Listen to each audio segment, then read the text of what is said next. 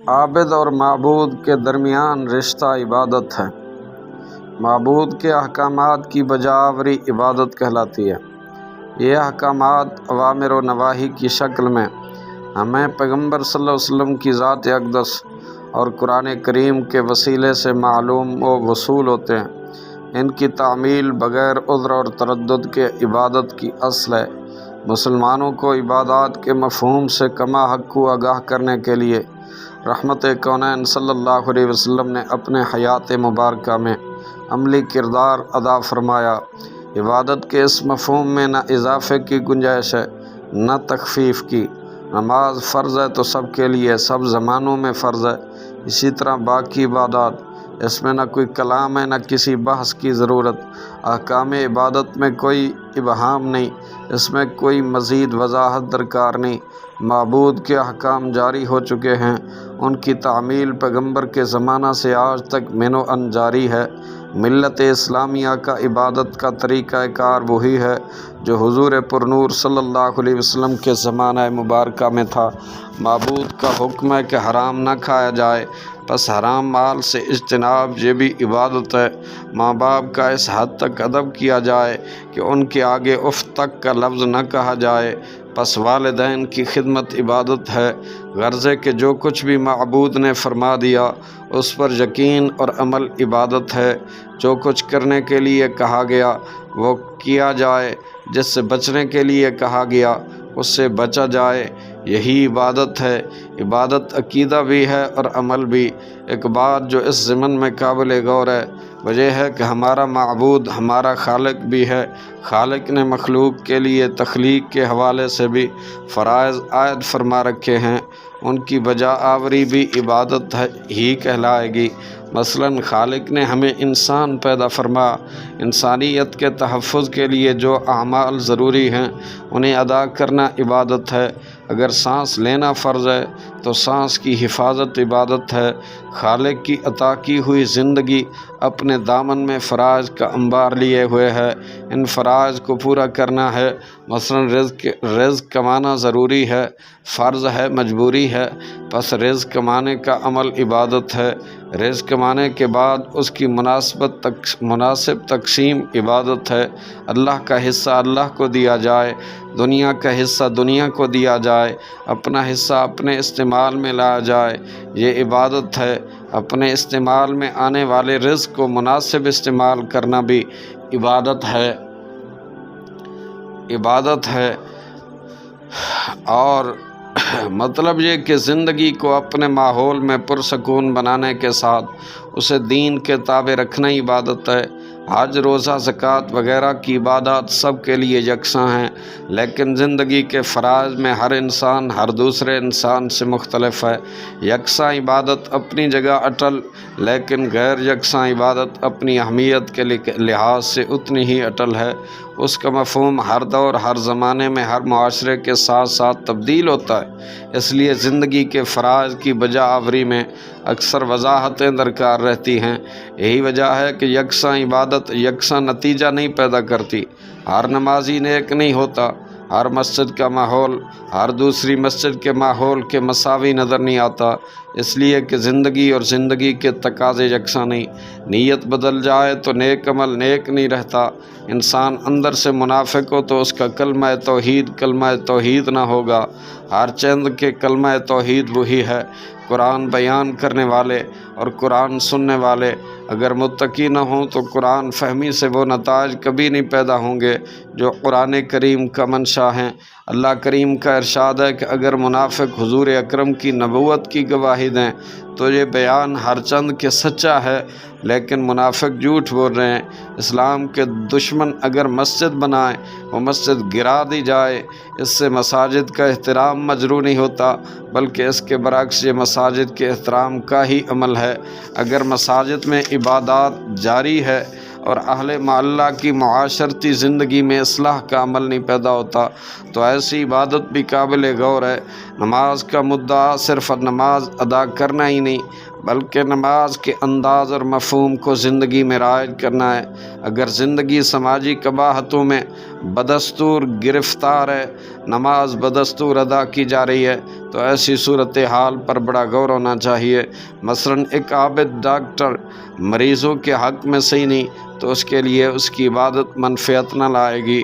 اسی طرح اگر ہم تمام شعبہ زندگی میں، شعبہ حیات میں زندگی کے فرائض ادا نہ کریں اور معبود کی عبادتیں جاری رکھیں تو یہ منشا عبادت نہیں ہے۔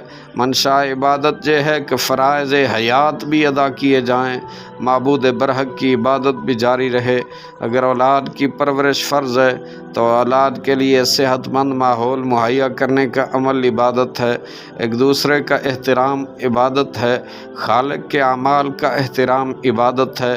خالق نے یہ کائنات تخلیق فرمائی، انسان تخلیق فرمائے۔ کافر مومن کالے گورے صحت مند بیمار محتاج غریب وغیرہ ان کا احترام تخلیق کے حوالے سے فرض ہے، دین کے حوالے سے ان کی اصلاح عبادت ہے۔ کافر کو دعوت اسلام دینا عبادت ہے۔ یہ دعوت محبت سے دی جائے یا قوت سے دی جائے، مفہوم کافر کی اصلاح ہے، منشاء اصلاح ہی عبادت ہے۔ اللہ کے لیے دعوت عمل صرف اللہ ہی کے لیے ہو تو عبادت، اگر اس میں انا یا نفس شامل ہو جائے تو عبادت نہ رہے گی۔ غور طلب بات یہ ہے، جب عبادت وہی ہے، معبود بھی وہی ہے تو نتیجہ وہی کیوں نہیں؟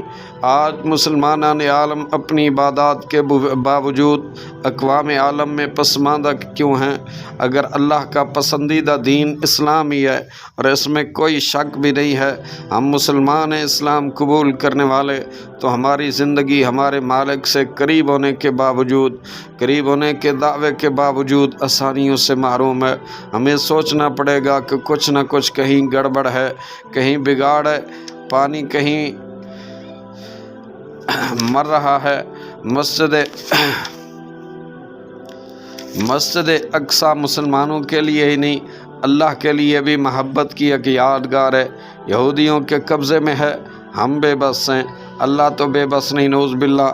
کچھ نہ کچھ ہے کہیں نہ کہیں۔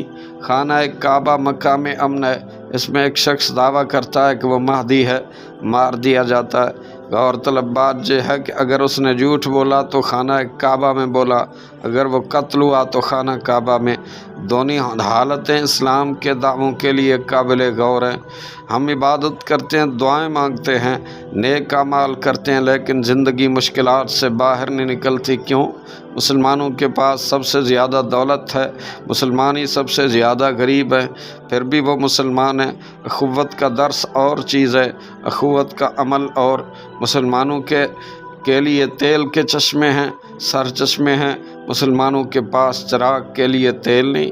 اگر اعمال یہودیوں جیسے ہوں، عبادت مسلمانوں جیسی ہو، نتیجہ کیا ہوگا؟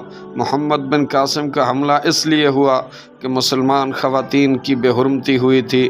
محمد بن قاسم جلال خداوندی بن کر ناموس ملت کے تحفظ کے لیے تشریف لائے۔ آج اگر مسلمان مردی مسلمان خواتین کی بے حرمتی فرمائیں تو محمد بن قاسم یارو کہاں سے آئے اور کیا کرے؟ بے بسی ہے۔ عبادت کے مفہوم کی وضاحت میں قلندر لاہوری ڈاکٹر علامہ محمد اقبال نے کیا خوب بات کہی، کہتے ایک ہی صف میں کھڑے ہو گئے محمود و ایاز، نہ کوئی بندہ رہا نہ کوئی بندہ نواز، بندہ و صاحب و محتاج و غنی سب ایک ہوئے، مالک تیری سرکار میں پہنچے تو سبھی ایک ہوئے۔ کتنا روح پرور منظر ہوگا، غزنوی و ایاز ایک ہی دربار میں یکساں حالت میں موجود ہیں، آقا اور غلام کی تقسیم ختم ہو گئی ہے۔ یہی تو عبادت کی اصل ہے۔ اب سوال یہ پیدا ہوتا ہے، اگر منشاء عبادت آقا و غلام کی تقسیم ختم کرنا ہے تو کتنی دیر کے لیے؟ کیا صرف نماز میں؟ یہی عبادت کی اصل ہے، اور یہی عبادت سے محرومی ہے کہ ہم صرف نماز میں بندہ و صاحب کی تقسیم ختم کرتے ہیں مگر زندگی میں یہ فرق برقرار رکھتے ہیں۔ اگر عبادت کی حالت زندگی میں رائج ہو جائے تو عبادت کے نتائج حاصل ہو سکتے ہیں۔ غزنوی و ایاز کی تقسیم ختم کرنے کے لیے عبادت فرض کی گئی، ہم نے محمود اور ایاز کے درجے قائم رکھ کر عبادت کی، اس لیے عبادت کی برکت زندگی میں شامل نہ ہو سکی۔ ایک آدمی آٹے میں ملاوٹ کرتا جا رہا ہے، عبادت بھی کرتا جا رہا ہے، وہ نہ یہ کام چھوڑتا ہے نہ وہ چھوڑتا ہے، نتیجہ سامنے ہے۔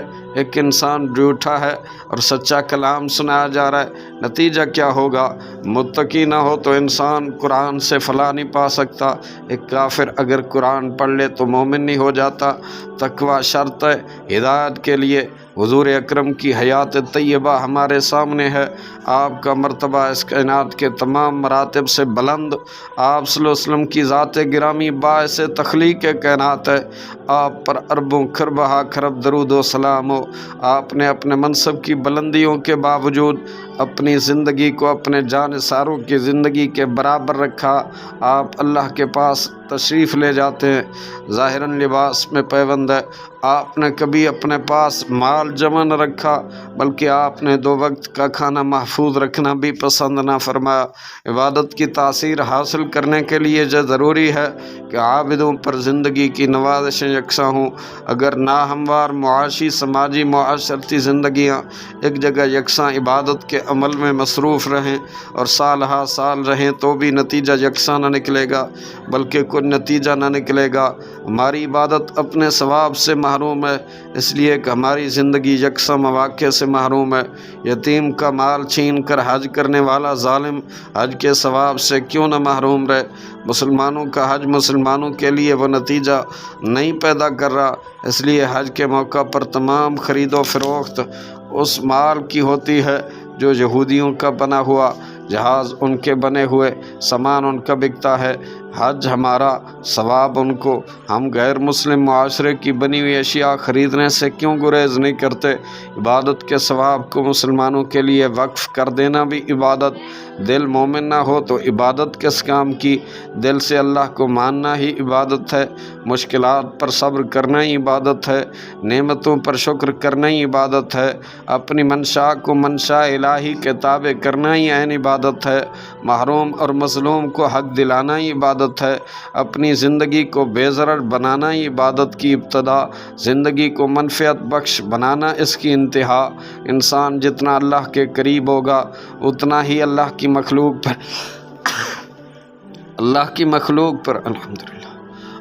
مخلوق پر مہربان ہوگا۔ اور یہی اصل ہے کہ جو اللہ کے حبیب ہیں اللہ کے انتہائی قریب ہیں، اور وہی کائنات میں سب کے لیے رحمت ہیں۔ اللہ کی عبادت ہمیں مخلوق پر شفیق بناتی ہے۔ مخلوق پر ظلم کرنے والا، ان سے دھوکہ کرنے والا، ان کی خوراک میں ملاوٹ کرنے والا جتنی عبادت کرتا جائے بے فائدہ ہے۔ کسی کا حق چھیننے والا تقرب الہی کا دعویٰ کرے تو یہ دعویٰ دلیل سے محروم ہے۔ عبادت اجتماعی فلاح کے لیے ایک حقیقی اور اسلامی راستہ ہے۔ عبادت انفرادی امتیاز نہیں۔ کشتی کنارے لگی تو سب بھی کنارے لگیں گے، ورنہ سب کے لیے مشکل ہے۔ اللہ، ایک عجب چال چل گیا رستہ، چلتے چلتے بدل گیا رستہ، آسماں تھا میری نگاہوں میں، پاؤں سے جب نکل گیا رستہ۔